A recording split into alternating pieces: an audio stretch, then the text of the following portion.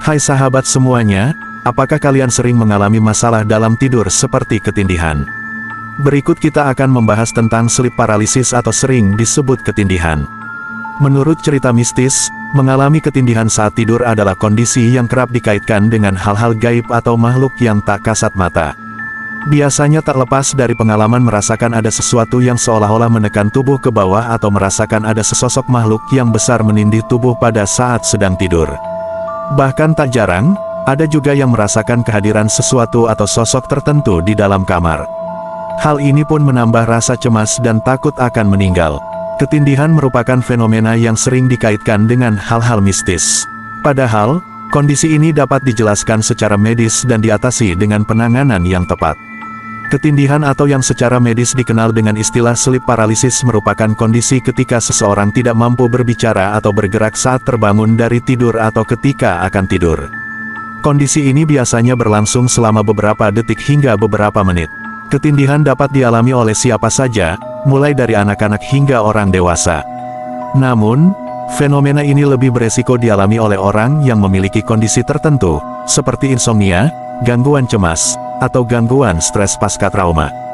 Selain itu, ada faktor lain yang dapat meningkatkan risiko seseorang mengalami ketindihan, di antaranya keluarga dengan riwayat ketindihan atau faktor keturunan, kurang tidur atau pola tidur tidak teratur, kram kaki pada malam hari, penyalahgunaan obat-obatan.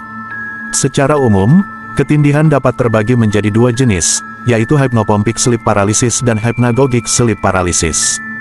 Hypnopompic sleep paralysis. Saat tidur, tubuh akan mengalami dua fase, yaitu fase NREM non-rapid eye movement dan REM rapid eye movement. Fase NREM ditandai saat tubuh mulai terasa lebih rileks dan mata pun mulai terpejam. Setelah itu, fase ini akan beralih ke fase REM. Ketika fase REM dimulai, mata akan bergerak cepat dan mimpi akan muncul. Seluruh otot tubuh pun tidak aktif sehingga tidak bisa digerakkan, sehingga fenomena ketindihan dapat terjadi bila Anda terbangun pada fase ini. Akibatnya, otak tidak siap untuk mengirimkan sinyal bangun sehingga tubuh sulit digerakkan, tetapi Anda sudah membuka mata dan tersadar.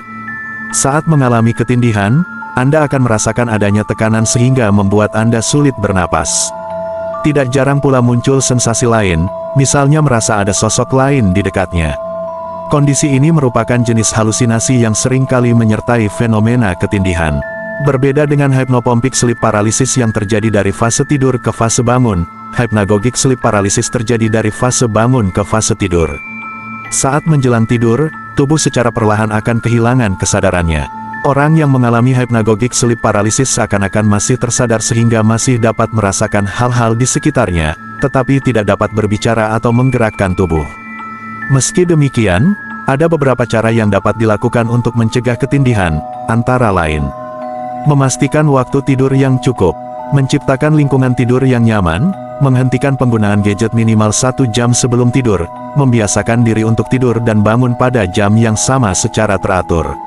Sedikit tambahan dari saya yang pernah mengalami ketindihan, ketika sedang dalam keadaan ketindihan, usahakan menggerakkan jari, lalu perlahan kepalkan tangan, biasanya setelah itu seluruh tubuh bisa digerakkan lagi. Demikian pembahasan kita kali ini, sampai bertemu lagi di video selanjutnya.